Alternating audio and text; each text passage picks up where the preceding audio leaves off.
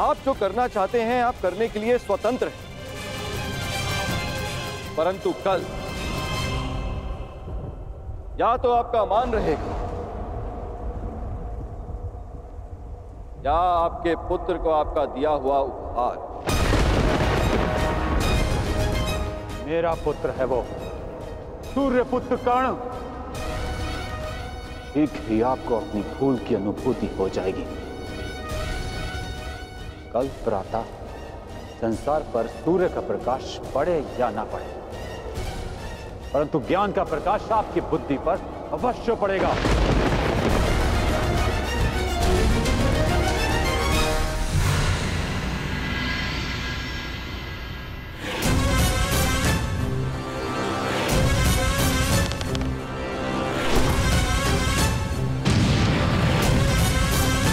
किसी कर्ण ने कहा था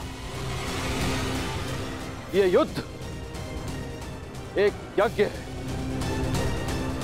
और यज्ञ को सफल बनाने के लिए त्याग और दान करना होता है। सूर्यदेव, तुम्हारे इस पुत्र कर्ण को अपने प्राणों का बलिदान देना होगा।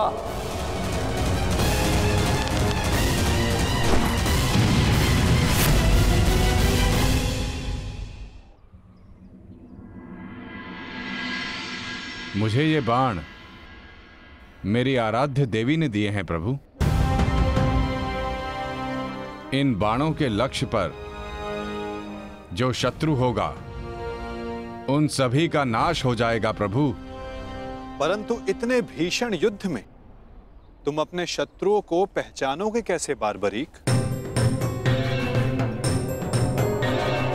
सभी शत्रुओं पर लक्ष्य साधना इतना सरल कार्य नहीं। यदि तुमने अपने इन बाणों का संधान किया तो तुम्हारे मित्र भी मारे जा सकते हैं, और वो निरपराध भी जो इस युद्ध में भाग नहीं ले रहे। इसलिए मुझे ये 3 बाण दिए गए हैं प्रभु। मेरे पहले बाण में भरी लाल भस्म मेरे सभी मित्रों और सहयोगियों को चिन्हित करेगी। मेरा दूसरा बाण उन सभी को चिन्हित करेगा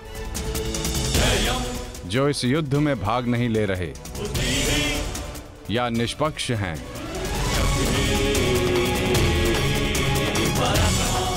और ये तीसरा बाण एक क्षण में उन सभी का अंत कर देगा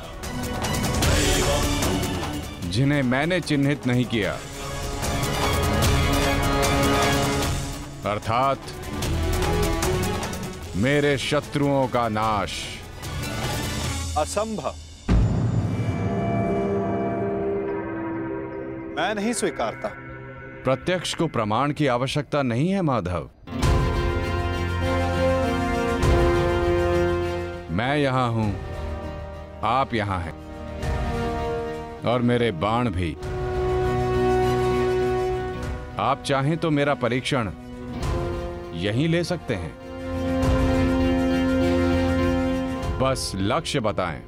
तो ठीक है बार्बरी, लक्ष्य भी तुम्हारे समक्ष प्रस्तुत है। इस वृक्ष को देख रहे हो? इस वृक्ष के सभी सूखे पत्तों को अपना लक्ष्य बनाओ, परंतु स्मरण रखना बार्बरी, इस वृक्ष का कोई भी हरा पत्ता या कोई भी अध सूखे पत्ते का लक्ष्य भेदन नहीं होना चाहिए।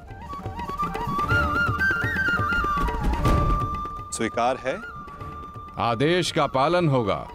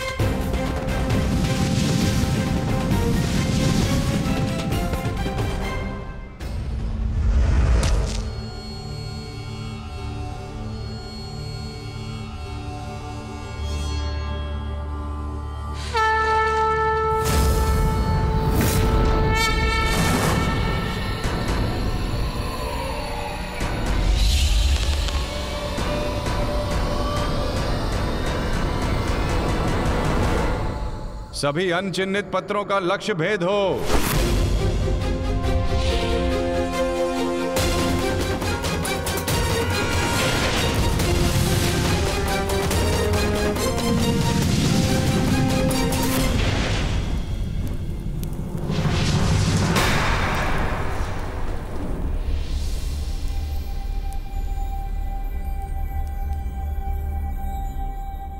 प्रतीत होता है कि कोई सूखा पत्ता शेष रह गया है बारबरीक। तुम असफल हुए। न मैं असफल हुआ हूं और ना मेरा तीर कोई लक्ष्य छोड़ेगा।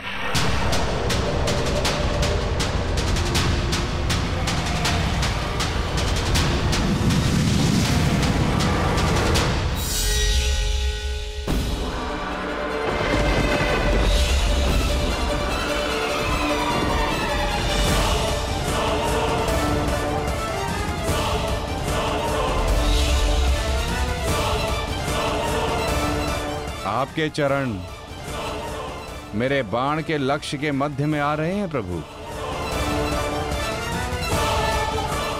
आपसे निवेदन है कि आप अपने चरण हटाइए प्रभु,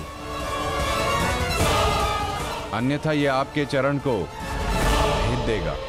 तो क्या ये बाण अपना लक्ष्य भेदने के लिए मेरे पांव पर आघात कर सकता है? जी प्रभु, शीघ्र अपने चरण हटाइए।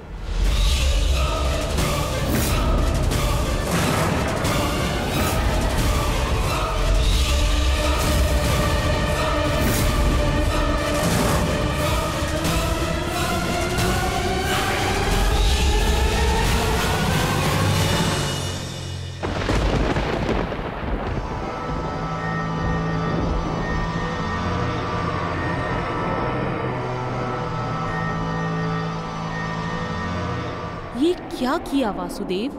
मेरा वरदान था कि ये बाण कभी लक्ष्य चूकेंगे नहीं। मैं वासुदेव आपके वरदान का मान अवश्य रखूंगा।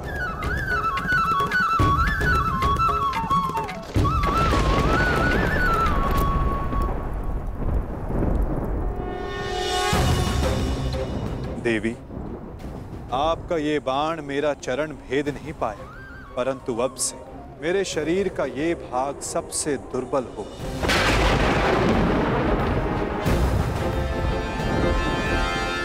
और अब कोई भी बाण मेरे इस स्मरण स्थल को भेद पाएगा। ये मेरा वचन है देवी, और यही मेरे इस देह को त्यागने का कारण बनेगा।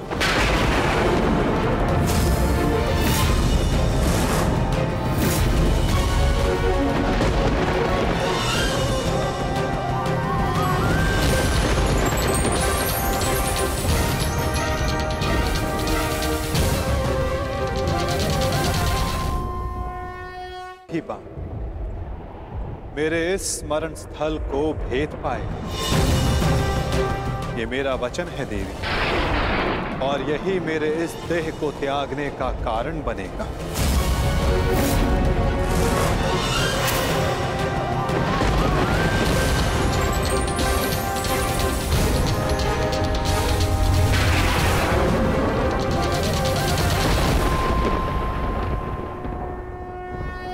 परंतु क्यों माता, आपने उस पत्ते पर पांव क्यों रखा? ऐसी क्या आवश्यकता थी आपको? मैंने जो किया उसकी आवश्यकता थी पार्थ, और अब जो मैं करने जा रहा हूं उसकी भी आवश्यकता है। परंतु मैं ऐसा करना नहीं चाहता था पार्थ। ये सत्य है कि बारबरीक के ये 3 बाण अमोघ हैं। ये हमारे लिए शुभ समाचार है ना माधव? हाँ, परंतु धर्म के लिए ये सबसे अशुभ समाचार है विकोदर।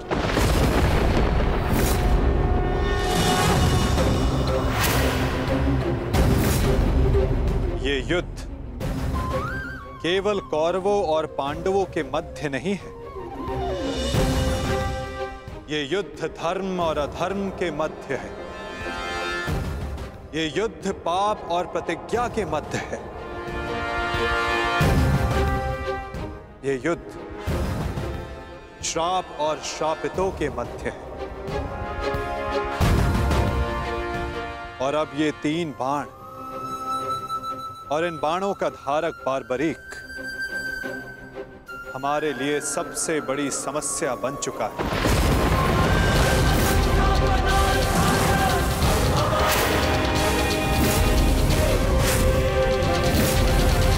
इसी कारण बारबरीक का अंत अब अनिवार्य है।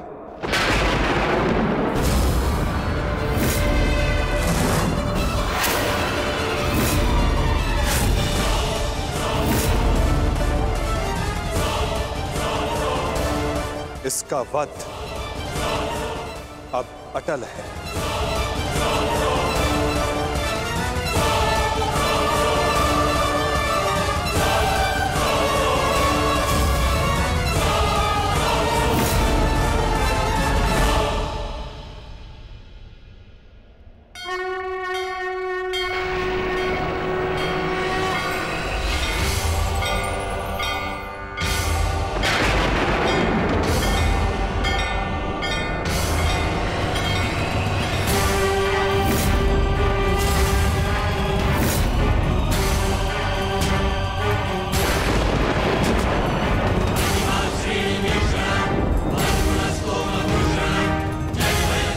नहीं,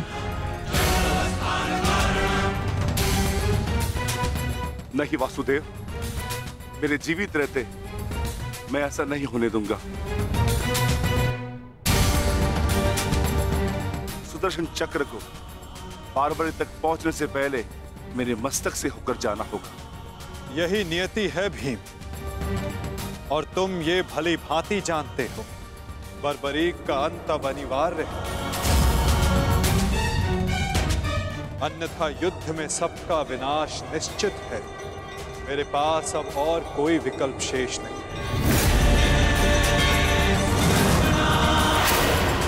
मुझे बारबरीक का अंत करना ही होगा।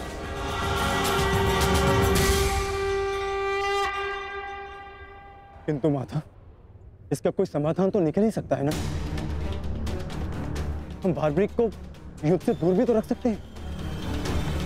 तो फिर इसका अंत अनिवार्य क्यों?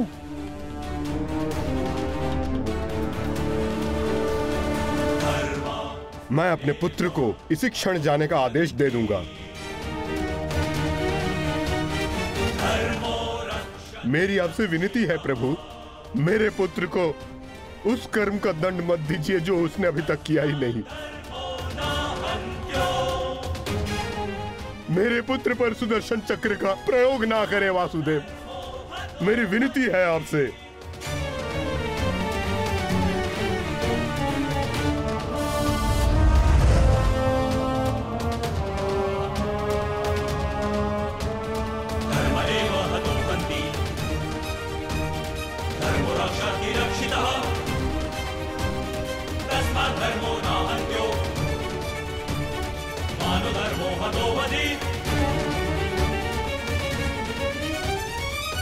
रुकिए पिताश्री।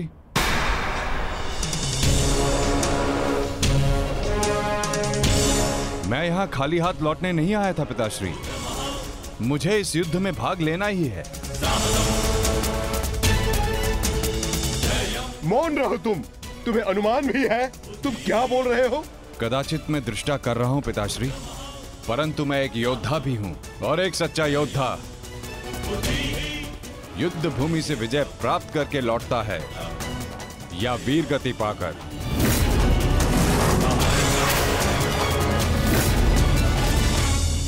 क्षमा कीजिएगा वासुदेव, परंतु युद्ध में बारबरीक के भाग लेने से हमें क्या हानि होगी? बारबरीक हमारे पक्ष से युद्ध करेगा, हानि तो केवल कौरवों को होगी वासुदेव। नहीं युधिष्ठिर, जो तुम्हें दिख रहा है वो सत्य नहीं है। क्यों बारबरीक, मैंने उचित कहा ना? मैं समझा नहीं वासुदेव। बारबरीक निश्चित रूप से हमारे पक्ष में लड़ेगा, तो इसमें क्या संदेह है? क्यों पौत्र? सत्य यह है कि मैं इस युद्ध में निर्बल पक्ष की ओर से भाग लूंगा।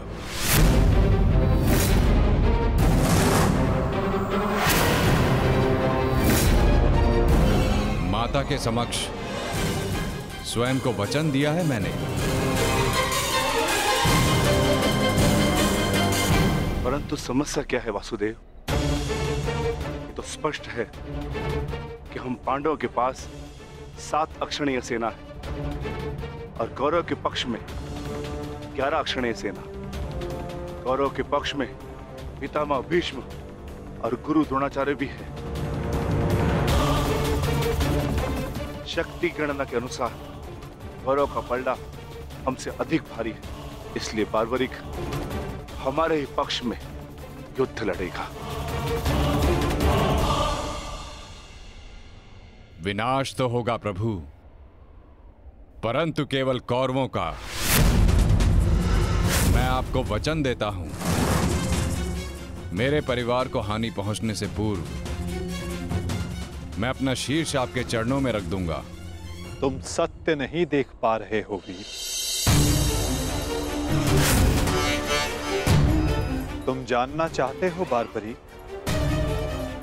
यदि तुमने इस युद्ध में भाग लिया तो क्या होगा?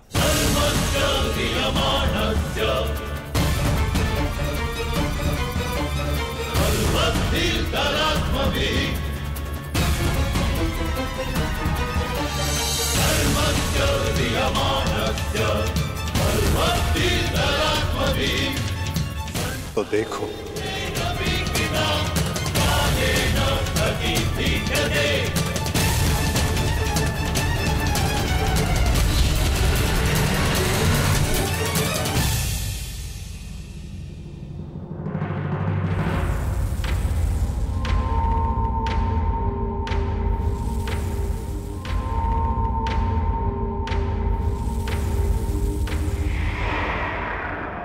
तुम्हारा स्वयं को दिया गया वचन इस युद्ध को किसी भी दिशा में जाने नहीं देगा बार्बरिक। इस युद्ध का संतुलन बिगाड़ देगा।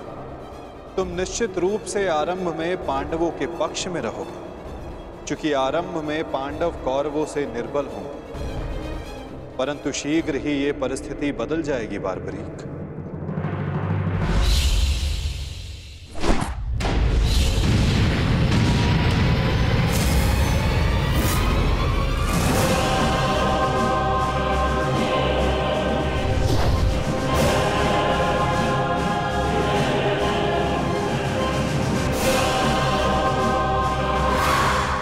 जब कौरवों का विनाश प्रारंभ होगा तो शीघ्र ही पांडवों का पलड़ा कौरवों से अधिक भारी हो जाएगा और तुम अपने वचन के कारण संतुलन बनाए रखने के लिए अपना पक्ष छोड़कर कौरवों के पक्ष में चले जाओगे और उसके पश्चात तुम पांडवों पर प्रहार करने लगोगे। और इसी कारण इस युद्ध का संतुलन बिगड़ जाएगा।